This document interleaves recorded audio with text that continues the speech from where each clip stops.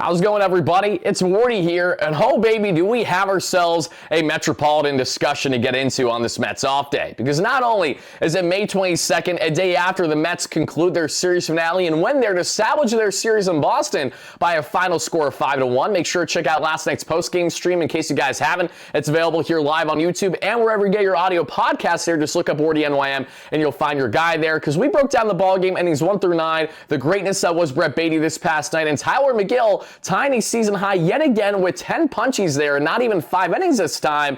But what if I told you that on this Mets off day, we're not here to talk about the series that was, but rather the continued struggles going on with Juan Soto? Because Juan Soto had, without question, his worst game, I think you could argue, as a New York Met for the most part this past night. And I'm going to get into why exactly that is, how much has he labored the past 10 games plus, and can Carlos Mendoza get him right now by batting third in the order versus batting second? We're going to deep dive all the numbers to suggest that might be a great route for him. It might not be, but we're going to expand as to why that exactly is. And from there, talking about Juan Soto, that's a discussion that we've had plenty the past couple days. And we came out with a video just 2 days ago about how the New York media continues, specifically the Yankees media, cannot get over Juan Soto. We see there in Bob Klapisch, who I will say is still an esteemed reporter there for the New York Yankees in particular, went out of his way to pretty much put out a piece that was more hearsay and opinion based than anything else they try to deem as fact. We also heard Michael Kay, famously of Yes Network, go out of his way to state, and I'm going to reiterate what I said in the video a couple days ago, that Juan Soto did in fact sign with the Mets because of his family only and not because of his own personal decision. Otherwise, he would have been a New York Yankee right now. So the same Michael Kay that's moving the goalposts further after going all off-season long, stating how it was a lock for Soto to essentially return to the Bronx, to then when he did inevitably sign with the Mets in the end, say how it was for nothing and money and nothing more. Well, folks, after sharing my respective opinions, like other talking heads in this Mets space, Michael Kay has replied. We have a full north of 10-minute tangent of a rebuttal, an outburst, if you will, from Michael Kay, the famous Michael Kay, stating everything wrong with Mets fans, including myself, as to our evaluation with his rather, honestly,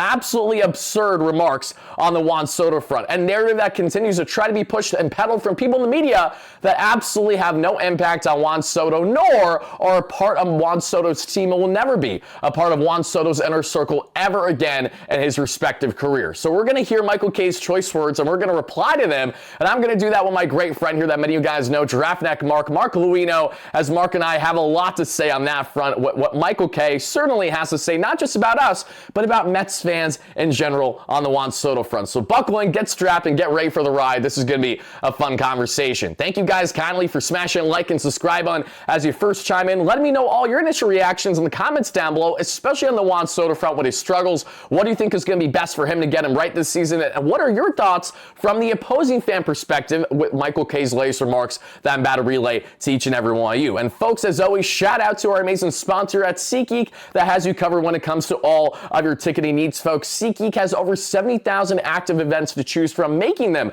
the #1 rated ticketing app in the game today for a reason, everybody. And what I love so much about SeatGeek, and I say this as someone who's been utilizing their app well before they became a channel sponsor on the platform, and thanks to you guys for utilizing our promo code that's linked down below in the description. Please make sure to check it out at Wardy10 for 10% off your next ticket purchase. We now have them as a full channel sponsor all season long here, covering the New York Metropolitans there. So guys, what do I love so much about SeatGeek? Not just because they're a sponsor here, is what separates them from the rest, everybody. As you guys can see right here, they have a grading scale 1 through 10, red to green. What that means is if you're more in the 1 through 5 and in the red, looking at ticket prices, they're not a good bang for your buck, and you're better off seeking tickets elsewhere there in the SeatGeek app. If you go after tickets like you see there, an amazing deal there, out of 10, 7 out of 10 in that range, and in the green, it is a great bang for your buck, and you absolutely should go ahead and consider that for your ticketing needs, everybody. So when it comes to Mets tickets, Knicks Eastern Conference Finals tickets, even though I'm still heartbroken, I can't even fathom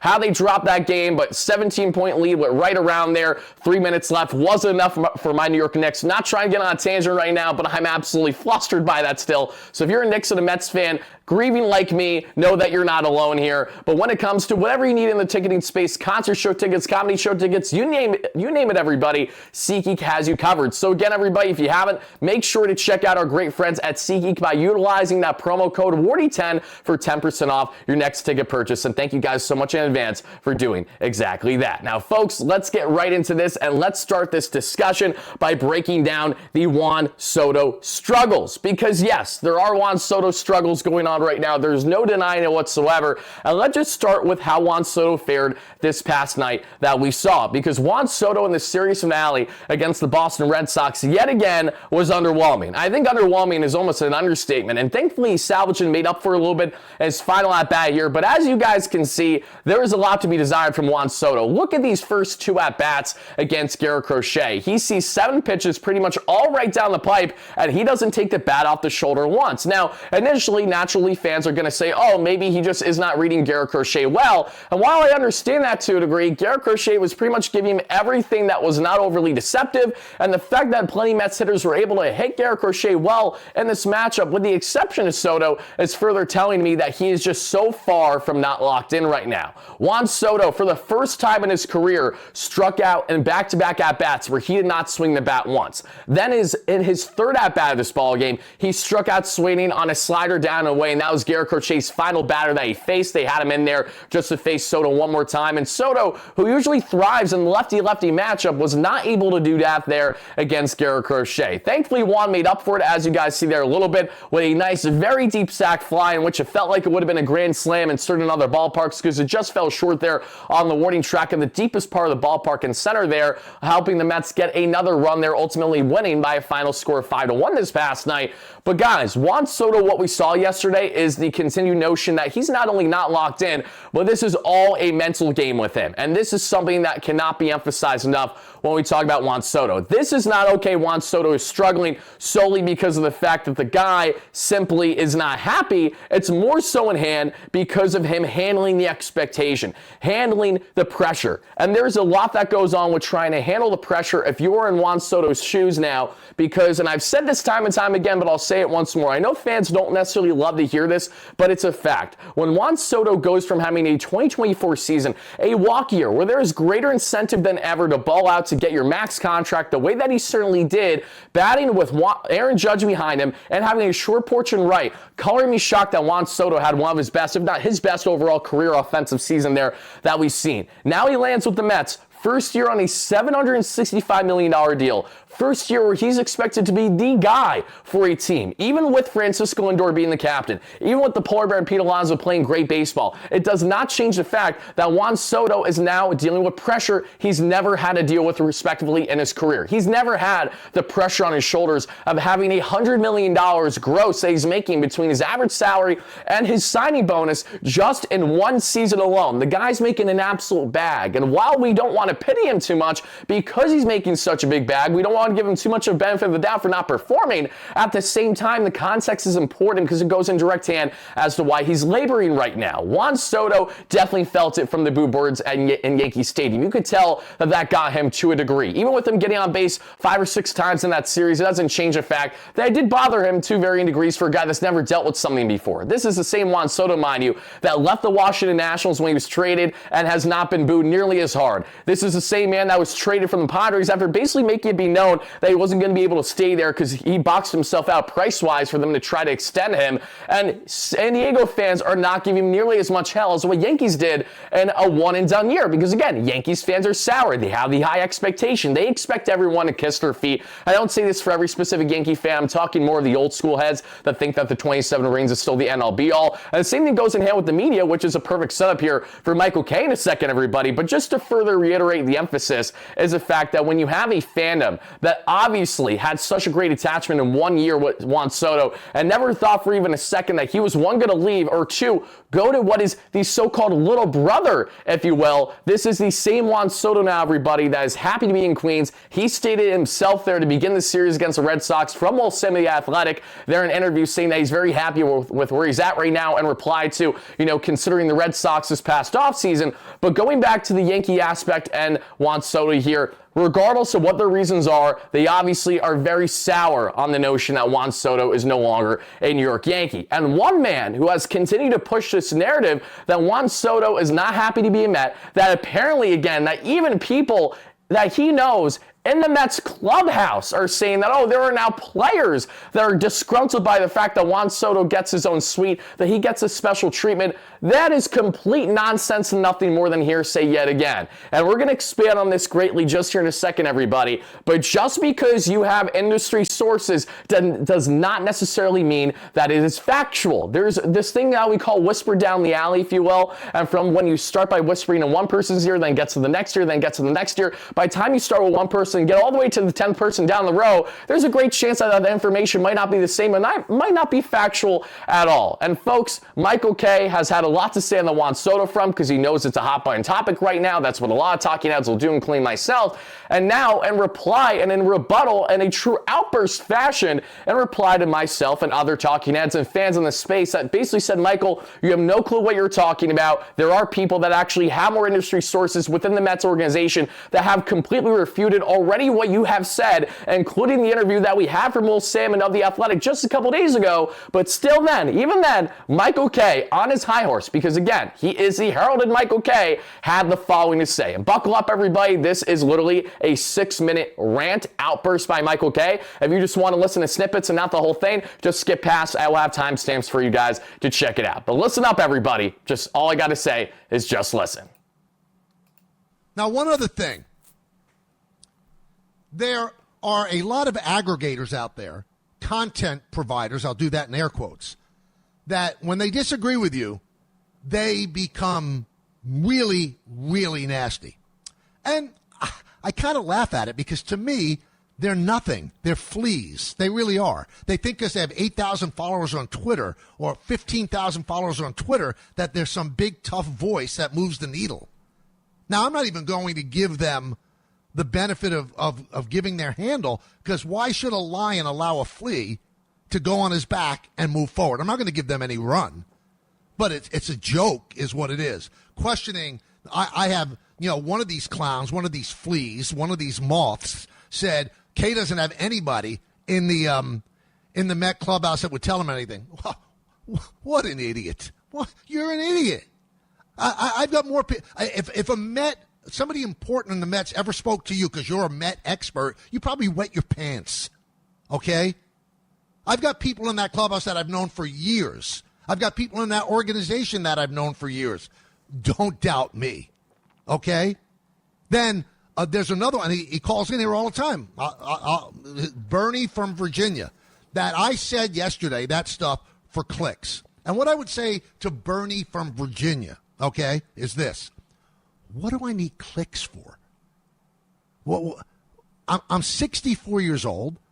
I'm not monetizing anything by getting clicks. This show and this station that I'm on doesn't even pay Arbitron for ratings. So clicks aren't going to get me more rate. We're not even a rated station. We learn who listens to us from streaming and stuff like that and engagement. But in terms of ratings, I don't need the clicks. And as for the Yankee broadcast on Yes, well, you know what? The people that watch that game are going to watch that game whether if the Yankees are good. More people watch if they're good. Fewer people will watch if they struggle. Has nothing to do with me getting clicks. So when you bring up that I'm looking for clicks, it shows that you're a complete, utter idiot. Clicks mean nothing to me. Nothing. I don't get anything out of it. The only thing I care about is how am I going to monetize something. I can't monetize clicks. So when I came on the air yesterday, it was because I got to the ballpark on Saturday at 8:30 in the morning, and I just wanted to get to the bottom of what's going on with Juan Soto and why he is so down. And I told you what I found out. But of course, because you're an aggregator and you've never created real content in your life other than gargle Mets, that you just sit back and anybody who says something that might be construed as negative, well, you get very, very upset because that's your whole life. I wonder even if you have a wife or a girlfriend, it's just your whole life. Not only do you adore the Mets, which is great, you should adore the Mets. They're your team. But if anybody says anything quite negative or what you construe as negative, oh, you get so upset and you get all butthurt. And your panties get in a bunch, and I'm a bad guy, and my career is unraveling. And then you bring up the Yes booth against the Met booth. I mean, such children. You're such children, each and every one of you. Don't try to jump on this back to get your clicks because you're looking for clicks, not me. I don't need clicks. I've been on New York radio for 23 years. I've been the voice of the Yankees for 34 years. So I have one question to you. All the people that went nuts because I actually spoke the truth about Juan Soto yesterday, which, by the way, Juan Soto could have denied yesterday, never said a word. So all the people that want to jump me, his career is failing, he's not a journalist, he's making stuff up for clicks, I'll come back with the same saying I always do. How's it working out for me, bub? How's it working out for me? I'm not going anywhere. And I'll be here long after you probably have to get a job at some, I don't know, place that doesn't involve rooting for the Mets. You guys really make yourself out to be a little bit more important. And then the way you guys came down on Bob Klapisch, an esteemed journalist who only wrote what somebody in the Met organization told him, and you got personal with the guy, you jumped the guy, you said he's a has-been. This guy has done more with his journalistic career. He's one of the greatest writers who ever lived that has ever written about baseball. He's had best-selling books on the New York Times bestseller list, and you're going to jump him when you've done nothing but sit there and have orange and blue pom-poms in your life, and you're going to question Bob Klapisch? You better come back. You better come back to us. You better really think about yourselves and go, where am I going with my life? I'm a cheerleader for the Mets. I have no affiliation with them. They don't pay me. And you're going to jump somebody who has had an esteemed career. You'll never even come close to the career that Bob Klapisch had. And forget about coming close to my career. Not a chance. Not a chance. So you can scream all you want. You could fill all your hate up on Twitter and X and Instagram, whatever you want. I laugh at you because you're so pathetic. You're a flea. Each and every one of you that came after me yesterday with your silliness and your insults, you're fleas, you're moths, you're insignificant nothings. Know that about yourself. As I'm saying it now, look in the mirror. I'm talking about you. Each one that said the stuff that I'm saying, you know I'm talking about you. You're a loser. Every single one of you is a loser. You're attaching yourself to a team that has no affiliation with you. None. You're trying to ride their coattails. Mets are doing just fine without you. You and your aggregate. Oh, let's pull this from what this guy said, and let's pull this from what this woman wrote, or let's pull this from what this guy and not. Okay, have fun. But know one thing. I laugh at you. I laugh down at you. You don't affect my life. Again, I'll say it. And if it sounds arrogant, maybe it is. How's it working out for me compared to how's it working out for you? So yeah, that was certainly an interesting rant from Michael K of Yes Network. And now we have GiraffeNeckMarc, Mark Luino. And Mark, all I got to start by saying is this was messed up, man. I mean, seriously. I mean, Michael K going out of his way to have this outburst. And there's a lot of different ways that you can perceive this, especially if you're a Yankee fan or a Mets fan. But I just want to hear right off the cuff from you, what was your initial reaction when you heard all this? And what are the immediate things that you have to say about it? Yeah, it was unbelievable. When James first texted me, I was like, no way. And I went to the timestamp, I clicked, I was like, oh my God, he's talking about us. Like me and you, we both on our respective things, like on Mets Up and on Wardy, we both dropped the same video, like same day, same time, which is so funny. So for him to go through and just like the comments that he made, he tried to act like it didn't bother him. This was so obviously bothering him. Again, if we are the fleas that he claimed that we are, if we are the moths, if we are the whatever kind of, synonyms he wanted to use to describe us, why did he even bother listening? Why did it get underneath his skin so much? He doesn't realize that he's just being a hypocrite by saying, these guys don't matter. But let me tell you about how I've watched their content, listened to their stuff, and how much it bothered me. Yeah, I mean, just right off the cuff, the first thing that I found hilarious was, again, the fact that, again, this is a 60-plus-year-old man who's been in the industry at least 30 years, right? And, gloating and, really flexing about the fact that he's been the guy. He's a lion. Remember, we're fleas, Mark. We're nothing more than that. That's just how it is.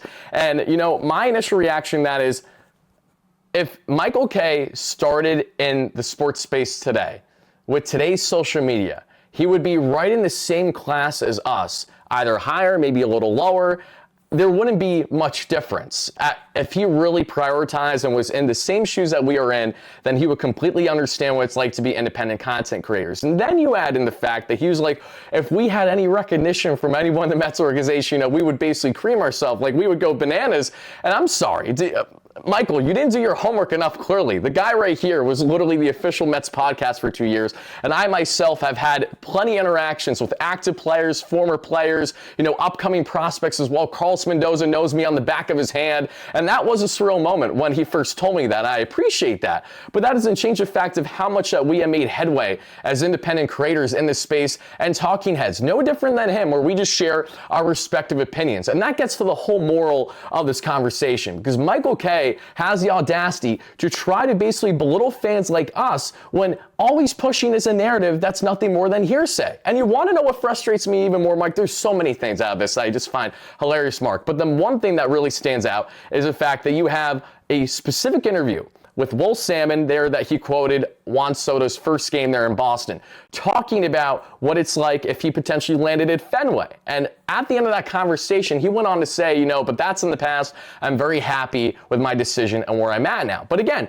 don't ask Bob Klapisch and don't ask Michael Kay that, because they clearly have the in on the know more than Juan Soto himself. And then you add in the fact of, he doesn't have sources, and he really took offense by that, obviously. He did not take kindly that Michael Kay, maybe doesn't have the sources in the Mets organization the way that he believes that he does. And don't get me wrong, Michael Kay's very connected. He has a lot of people in the space. But this is another thing that he, again, because he doesn't know what it's like for people in our space to understand, we all have our respective sources and people within the industry. You have people actively in the industry, in the organization. I have actively people in the industry and in the organization. And we are relay things throughout the season and throughout the offseason. There are so many things that we don't even bother to talk about because we know it's not our place to do so. There is reason for that. But then when you have a Michael Kay going out of his way to peddle this narrative and then basically be like, how am I the bad guy just for sharing what is a fact when it's far from it? I mean, again, we can go all day on this one, but I just found that absolutely hilarious, because you can't tell me it doesn't bother you. Tell me it doesn't bother you without telling me it doesn't bother you, because Michael Kay just gave us north of 10 reasons to suggest why it bothers him. Yeah, he went full nuclear. Like, that rant, it's still unbelievable that on his big radio show that, again, we would be lucky to have, right? He bragged how he's been doing the radio for 20 years and he's been the voice of the Yankees for 30 years. I mean, listen, very cool stuff. I'm not going to deny that it's not cool. But once again, very, very tone deaf to be like, these guys in a few years, they're going to go have to get real jobs somewhere that aren't connected to the Mets, somewhere that aren't connected to baseball. It's like, Michael, actually, the Mets stuff podcasting is something I just do for fun. That is not my job by any means. I actually talk about all baseball at a knowledgeable level that a lot of people listen to every day. You just start up your own channel where you're talking about Major League Baseball on a grander scheme rather than just focusing on the Mets. Like, for him to dive into it as much as he did, but also then miss the blatantly obvious things, just shows, like, once again, how much of a dinosaur he is, how much everybody's blowing by him, and why I challenge Michael Kay again to just attempt to do what we do. I said it on the Mets Up podcast. I'll say it here again. Get a camera, record your radio show, put it on YouTube. I'd love to see you match the numbers that we get, because you did say you are a Lion. And if you are truly that Lion, if you are truly at the top of your game, you should have no problem blowing by us on social media like you think you can. And the big takeaway, too, is how much of a hypocrite he's being, more than anything. You go out and say, that we don't need the clicks, we don't need all these things. We're one. Again, you should monetize that, because you do have a large following, Michael. You could be making so much more money than what you currently do. But I'm not surprised that you don't understand that, which is what's led us to the conversation today. But it's just so counterintuitive to go on this rant thinking that, again, you are the end-all be-all when it comes to this space, when there's so many other people in here as well. And, especially from a fan perspective, I'm not surprised that he replied. I was kind of expecting it, because this is the same Michael Kay that, again, goes out of his way to individually DM a lot of people on social media every single year, anytime that they voice their opinions. I'm actually surprised that he didn't. It was a couple years ago, I had a tweet that blew up, which was that listening to Michael Kay makes my ears bleed, and it was in a Subway Series matchup against the Mets, and it's absolutely true. It's nothing personal against Michael. It's just a reality that I don't enjoy his commentary. I don't gain anything from it, especially as a Mets fan. And yes, we are Mets talking heads, and yes, we are going to emphasize Mets first, but this is a hobby for you. For me, this is actually like my job, my living. So if I'm going to take more great offense to that, but I'm not offended at all. Again, you're just further proving our point here as to what you're peddling out there is opinion-based. It's your narrative that you're trying to push, and we're just trying to debunk what is a nonsensical narrative. And you want to know who's actually helped debunk that narrative? Believe it or not, and I know he hasn't been right on everything, but Carlos Baerga, listen to this. Carlos Baerga on his podcast, if you guys don't know, he has a podcast that he does pretty much daily called La Uca Deportes that you guys can check out there wherever you get your audio podcasts or on YouTube. And a day ago, he went out of his way to explain how he has a very good relationship with the Juan Soto family itself. And he went on to expand and say that everything that Michael spewed on the nonsense of that, Soto's decision was family-based more than anything else, is complete nonsense. He completely refuted and said pretty much from the source itself, from the Soto family, that is not true. You hear from Juan Soto that he's happy, but again, Mark, we have to remember Michael Kay knows best. So I'm glad that we figured this out. It obviously took us a while to realize, obviously, where our knowledge level's at. I pray that hoping that one day we could reach the Michael Kay status to go from a flea to a line. It might take a while,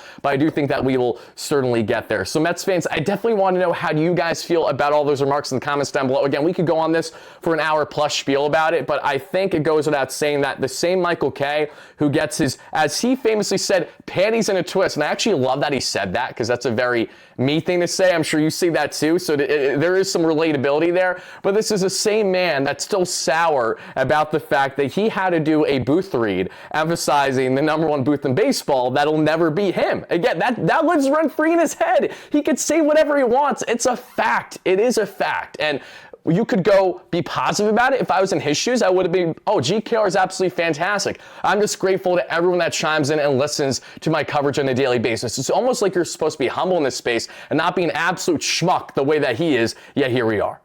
No, it's awesome. Like, again, I just can't stress enough. It's amazing too. And while things are not necessarily going as well as they have on the Mets side, the one thing that I keep going back to is, as a Yankee fan for Michael Kay, as the voice of the Yankees, as he very much told us that, which, good to him. That's pretty sick. Why is he still so concerned with the Mets? The Yankees they had a walk-off win last night. They're in first place. They're one of the best teams, not just in the American League, in all of baseball. You should be talking about how Aaron Judge is doing historical things. But instead, his time, his energy, his thoughts, his dreams, everything is wasted on what he called the Mets, fleas, all that kind of stuff. It's crazy to me. Like, they're playing such good baseball, and he's still, take away me and you from the conversation, take away Mets up and Wardy. He's not even focusing on his own team anymore. He's talking about Soto and the Mets. It's so crazy. It's so, it's tabloidy. It is not what a real journalist would be doing. He'd be focusing on the things that actually matter and not trying to fabricate stories like he did. And you want to know why he went out of his way to talk about solely Juan Soto? Because of the exact thing that he said that he wasn't doing it for. It is to drive traction. It is to drive clicks, and it is to drive a conversation. You don't need to make revenue from your YouTube content or social content in order to have the emphasis of, I'm trying to obviously build a discussion here and to get more eyes on myself. So regardless on if you're making $100,000 a month making content or $0 a month, if you're getting eyes, if you're getting listens, that is the exact entire incentive as to why he is doing what he is doing. But enough talking about someone that's irrelevant, because he certainly is. Let's talk about what is relevant, and that is Juan Soto. And Juan Soto obviously has been laboring so far as of late. I mean, specifically over the past 10 games, Mark, you know this, I know this, they're putrid. But let me just relay the numbers once more as to how bad they are for Juan Soto over the stretch right now. In his past 10 games, yes, everybody, listen to this. He's batting $143 with 5 hits,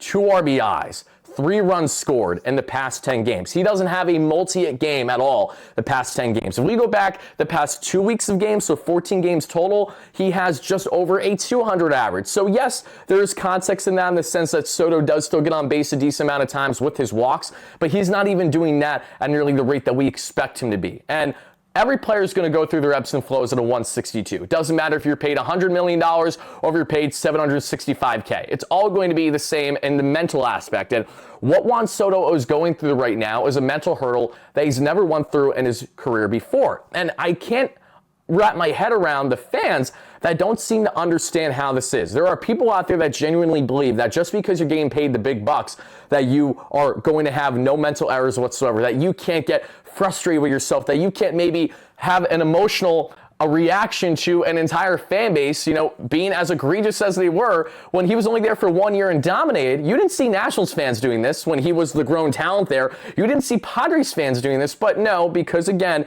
he was a Yankee. Yankees fans are naturally going to be sour. But to not get on that Yankee fan tangent, let's just talk about Soto's struggles here. What have you noticed most about what is going wrong for him? What do you think is going to bode well for him to get out of the current rut that he finds himself in?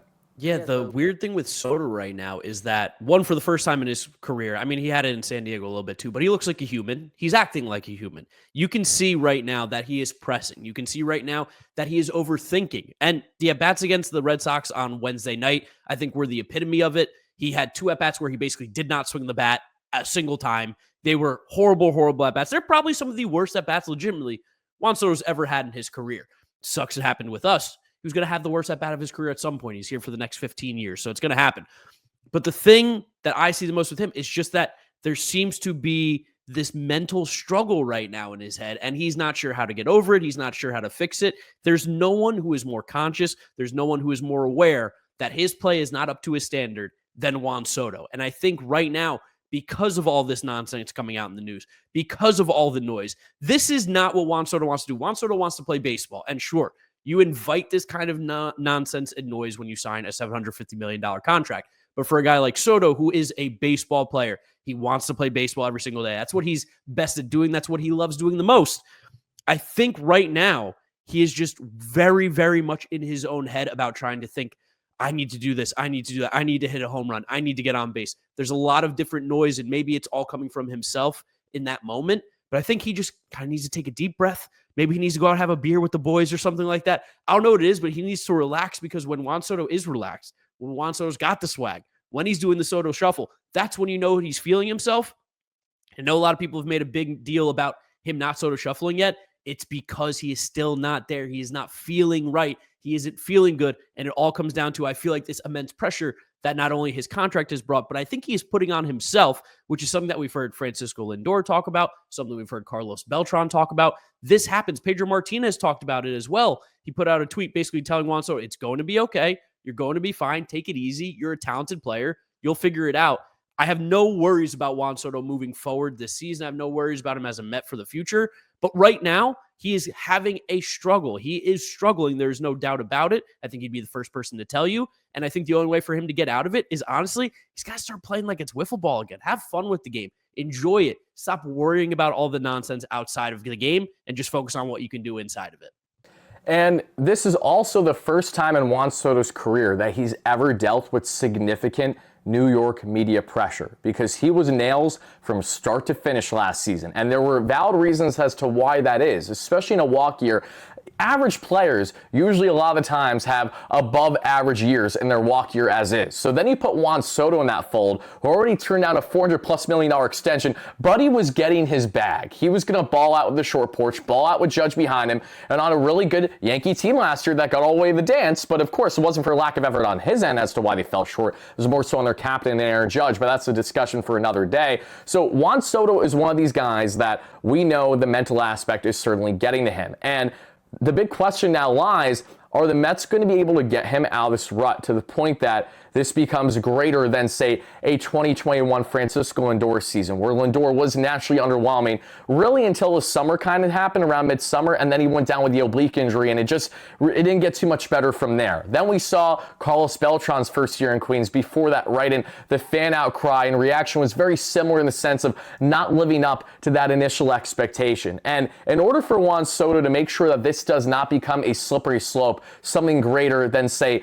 a 2-week struggle or a 3-week or a month plus struggle. It's by making sure that Carlos Mendoza and the Mets are cognizant on getting the best out of him. And there's 3 things that come to mind right away. I first think of the 2 remarks that came out for both Pedro Martinez and Mike Piazza of recent, 2 former New York Metropolitan greats. And Pedro was speaking glowingly on the topic of Soto just the past couple of days through TBS, basically, uplifting him, saying like, it's okay. And we shall get through this too. And Mike Piazza was obviously having words of encouragement, saying, he has to get it going, but not in a way that's trying to, undermine him by any stretch, but rather just try to uplift. And there's one way that the Mets can try to uplift Juan Soto right now. It appears that it actually might be to a degree with the lineup, because the mental aspect, that'll naturally dissipate once he gets in a groove and gets more comfortable. There's only so much that I think the team and the players around him can do to get him right when he is in a class of his own with the dollars that he's making. That obviously weighs on him to a degree. But when you look at Juan Soto in the 3-hole now, listen to the following, because he was just put in this past day, and while he did not perform too well there that we saw, it could be a sign of a step in the right direction, because Soto in his career that we see has, oh my goodness, in 312 games and just over 1,000 at-bats, a 287 average, 73 home runs, 229 RBIs, 211 runs scored in those 312 games there, and has a just under 1,000 OPS career batting in the 3-hole. So what do you have to say about Carlos Mendoza mixing up the lineup a little bit, putting him in the 3 spot, moving Alonso out of the 3, which I personally am not a fan of, because there's obvious reasons as to why, but I'm curious as to what you have to say about that. Yeah, I definitely was surprised, but also we know Carlos Mendoza will try this. I mean, listen, a big reason last year why they were able to turn the season around was taking Brandon Nimmo out of the leadoff spot, putting Francisco Lindor at 1. Lindor loves hitting leadoff. He's been so good. He's been amazing. He's been an MVP caliber player since making that move. I'm happy to see that Mendoza's like, okay, 2 spots not working. Let's figure out how we can make this work. Maybe it's hitting 3. We've seen for Pete in the past, he did not like hitting 2 in the past when he was up there in the lineup. You dropped him back to 3-4. He's happy as a clam. So I like the idea of trying to experiment. The Mets weren't scoring runs with Juan Soto hitting second. It's not like the Mets were winning all these games and this was only done to help Juan Soto. The Mets went through a 10-game stretch where they were scoring 2 runs a game. So it wasn't like they were playing particularly great baseball. I like the idea. I like changing things up. Obviously, he didn't play well in the first game in the 3-hole for the Mets, like we saw, but that last at bat, encouraging. He hit the ball well to opposite field. He gave it a ride. Obviously, Fenway Park's a little bit tough to get out there opposite field like that, but that was a much more encouraging at bat towards the end of the game, where at the beginning of the game, he did look like he was a little bit frozen at the plate and thinking a little bit too much. But I love the idea of hitting him 3rd. I don't love Pete hitting 4th because there's going to be so many innings where Pete does lead off an inning, and that kind of takes away all the value of him. If Pete didn't hate hitting 2nd like it was in the past, I say hit him 2nd. That's the one spot where I feel a little bit awkward with this, is I don't like Pete leading off innings, and I don't like Pete in the 4-hole. But honestly, if the Mets win baseball games, I don't care. If Pete Alonso keeps hitting, I don't care. Sometimes I think as fans and even guys who are into analytics and numbers and the mathematics behind all these different positions in the lineup, I think sometimes we can get a little bit too pigeonholed where we don't realize that while theoretically this might not be the most optimal way to have a lineup, this might be the best way for the Mets to have their lineup. And at the end of the day, that's really all that matters.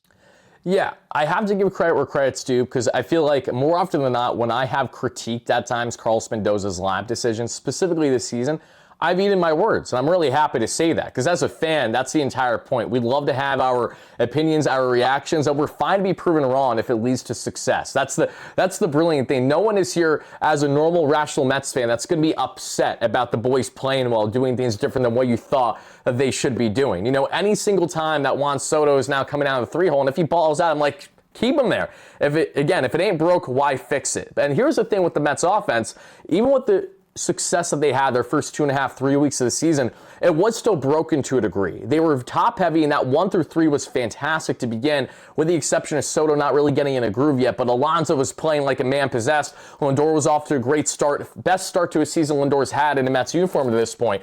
All encouraging signs, but seeing the continued struggles of runners in scoring position is what's reared its head to cause this. Because we heard from an article with Will Salmon just 48 hours ago that if the Mets were going to have another, frustrating games or so with runners in scoring position, that a more stern conversation would need to be had. I don't know if that's wordplay to have David Stearns walk in and say, listen, guys, you got to wake the hell up or what. But what I will say is that conversation maybe had to a degree after they went 0-for-7 in the Game 2 loss against Boston, setting the stage and for that clear lineup change there in Game 3. And like you, I too do not like Alonso batting out of the 3-hole, mainly because we've seen the early success he's had with it, even with the struggles as of late, because I know his May has been miserable in comparison to April. No denying that. Buddy hasn't hit a home run literally since before the Chicago Cubs series. I was in the New York Post doing a studio segment and breaking down who's going to hit a bomb that series between him and PCA because they were tied with 9. PCA's got 12 now, so Alonso's got to pick it up. We know that.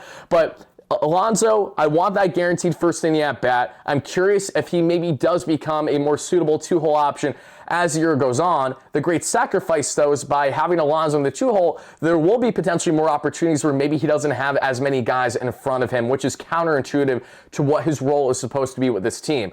But for the sake of a lineup shakeup, I think it goes without saying it was needed. The Mets entered this past night's game 26th in Major League Baseball with their team batting average of .214 with runners in scoring position, but all their other offensive numbers between slugging, between expected batting average, between WOBA and all these other statistics, they're 1-5 in all the National Leagues. So they're right up there in the echelon on the list. They just have not clutched up the way that we've needed them to down, especially in crunch time. So as a way to put a pin on this and to wrap up the show here, Mark, what is your expectation for the Mets offense going forward now with this lineup configuration? Yeah, I think they're going to score runs. I really do. Like, as bad as it has been over the last week, you get cold. It's shocking because the Mets get cold completely as a team. It's never like a couple guys get cold. It's everybody gets cold. Don't get me started with that. It happens every effing year, Mark. Every effing. No, it's unbelievable how it happens every single year. I've never seen anything like it. And maybe it's because I don't watch every team, every single game like we do with the Mets. And I'm sure it happens to all of them, but it's crazy how they get so hot and cold together. The one thing I'll say is they still have so many good hitters. They still have guys that get on base. This lineup, even with shaking up and moving Soto down and moving Pete down, like you mentioned, they're still going to have the opportunities to drive in runs. They're going to come through. The Mets have good players. This is a good team. I'm not worried. I'm really not. I hope it turns around sooner. It also sucks that we're playing the Dodgers this weekend. That's going to be a real test. It gets a little bit easier after that. But let's have a good series. Let's score some runs against the Dodgers. Pitching's been so great. Help them out a little bit. And this is where Mets fans come in, because granted, Mets fans have shown up a lot at Citi Field this year, and while the Mets players themselves necessarily don't respond every single time, it's not going to guarantee a win. The Mets have dominated at home so far this year for a reason. Feed off of that energy. Friday night there, Citi Field. I will be there. I know that James, I think, will be at Sunday's game, so we got people representing this weekend, and it's going to probably be 40,000 roaring fans. And I know some fans are going to want to go out of their way to quickly boost Soto, but I'm telling you guys, you're only causing a greater issue. Like, literally, you're no better than a Yankee fan at that point, because that goes in direct hand as to why he's struggling right now. It's not a mechanical issue. It is not a physical health issue. It is nothing more than a confidence and a mental health issue. And I had someone rebut me on X yesterday saying that Juan Soto has all these accolades, and you mean to tell me it's a confidence issue? My reply is, how is this not anything else? Tell me, are we waiting to find out that there's something wrong with his shoulder, or that, something happened outside of baseball that we don't know? What are you trying to suggest that this is not a mental issue going on with Juan Soto? And the beauty of it is that because it's mental, he can get himself right. Just like any other player, we've seen Alonso look like a guy that shouldn't even be a Major League Baseball player at times because how bad he's looked with his at-bats. Then he's looked like literally the best first baseman in all the National League. That's what happens when you have the flows in the 162. Let's just see how low of a low does Juan Soto get before ultimately getting to that high that all of us Mets fans, you and I included, are hoping to see throughout the course of the season. But guys, that is GiraffeNeckMarc, Mark Luino. You guys know him well from the Mets podcast. This is your guy, Tyler Ward, a.k.a. Wardy. Thank you guys so much for watching the latest segment here on the WardyNYM platform. Check out all the Mets content in the space as always. We got to make sure that the next video we drop on an off day or something isn't exactly the same at the same time. I'm not mad about it. I just thought that was hilarious. I was like, literally, to a T, the exact same thing, but I'm glad it was with great friends that were doing it as well. So thank you guys again for watching. That's Mark. This is Wardy. I will see you on the next one, everybody. Peace out.